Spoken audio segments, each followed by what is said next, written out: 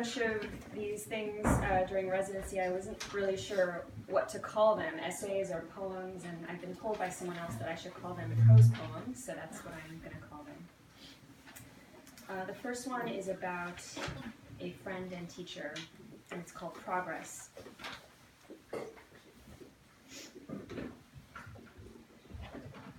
You did not know what it meant, friend, when a lump started growing in your neck in college.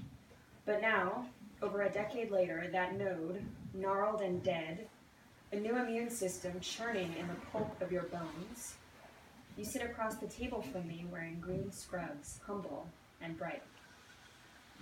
It's a quiet night at the VA, and you and I are talking science, the hard stuff, your territory. And while I knew you were handy with a pipette, I did not know that you could launch off the cuff into beautiful descriptions of modern cancer therapy.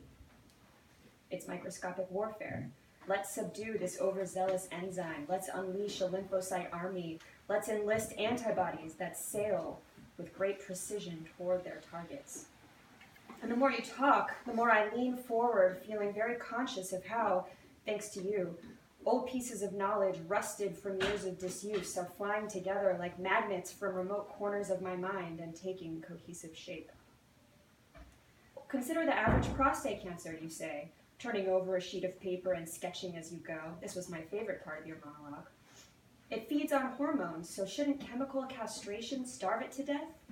Well, the cancer starves, to be sure, but no one expected the subsequent backlash, a cellular identity crisis. Sapped of its testosterone bath, that delicate prostate cancer may become confused and start to wonder, am I even a prostate carcinoma anymore? Perhaps now I am a neuroendocrine tumor, and then proceed to experiment, dye its hair purple, for example, or start playing loud music in the basement.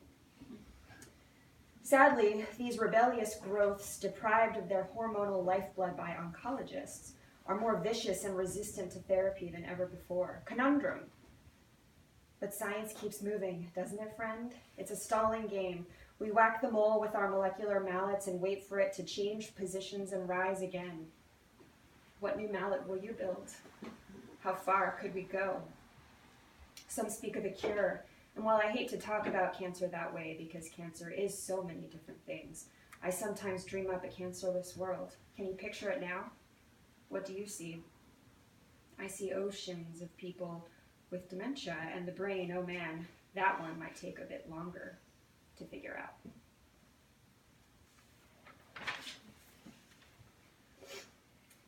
This next one is called Glitter, and it's about how you can never fully know someone else.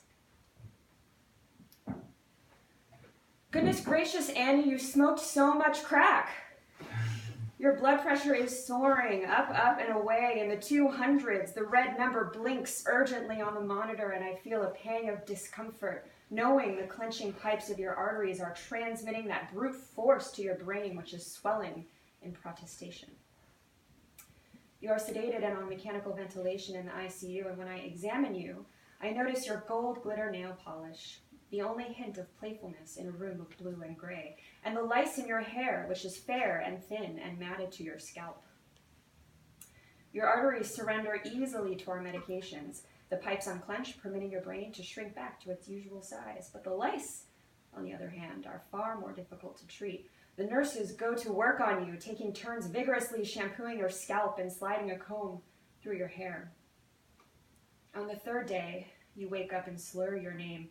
And on the fourth day, you're sitting up in bed, cross-legged and speaking in paragraphs as if we were catching up over brunch. You tell a good story. The pitch of your voice fluctuates expertly, and you pause in all the right places. And during our visits, I learn all about the patch of sidewalk you sleep on, the saga of your parents' marriage, the time you were raped by a stranger in LA. That last part you mentioned quickly, casually, and I realize I like you very much. What is it like to be you, Annie? I could never tap into all the channels of your consciousness, absorb your history, comprehend your despair, or that of anyone else for that matter, because all human beings, from the love of my life to the Sultan of Oman, contain an infinite world, scaffolds of knowledge, iridescent moods, memories that coalesce and dissolve, and deeper still, a voice, a brain, a secret. The best I can do is listen and point my light at your pupils. You have moved on to the subject of watercolors now, but I must admit I am a bit distracted. You are using your glitter gold fingertips to comb over and over again through your clean blonde mane, and I see the lice are gone.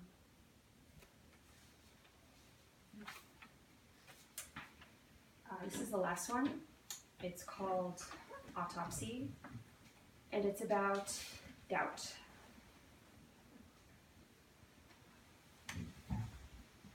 When we first met in the emergency room, you said you liked jazz, so I played a few Herbie Hancock tracks on my iPhone while I examined you.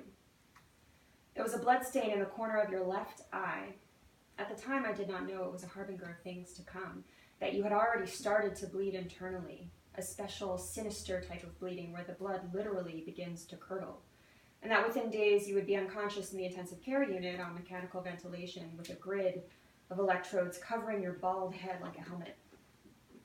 Typically, this sort of bleeding has a trigger, you see, but despite consulting with 4 different specialists and subjecting you to numerous tests, we could not find one.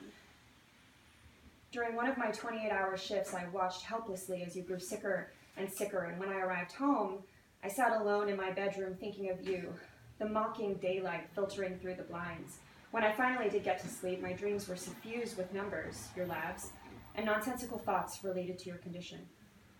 I awoke tired to a night sky. Unsure of whether to eat breakfast or dinner, I decided to start by heating up the tea kettle, and as it warmed to life, I tried to imagine what fills the space between knowledge and truth. Undiscovered molecules moving purposefully through our tissues, elaborate pathways whose structures contain deep secrets of oncogenesis, autoimmunity, and longevity, and beneath it all, a seething quantum foam. I drank a cup of tea. But before long, I was back at the hospital, sitting around an oval conference table with you and your family. I had come to answer questions. Your brother asked, "Are you saying you cannot save him, or that he cannot be saved?"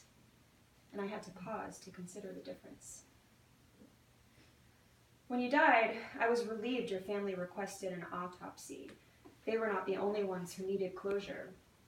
When your body was ready, our team rode the elevator down to the morgue, a quick pit stop before lunch, and met up with the pathologist, who peeled away a green cloth to reveal your organs, sliced thin and splayed open like books on a table just 2 weeks after we listened to Herbie Hancock together in the emergency room. The pathologist had not found the answer either, but he used the opportunity to review some basic anatomy.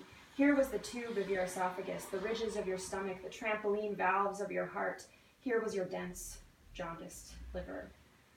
And there were your lungs. I touched one, gently, with a gloved finger. It felt spongy, full of air.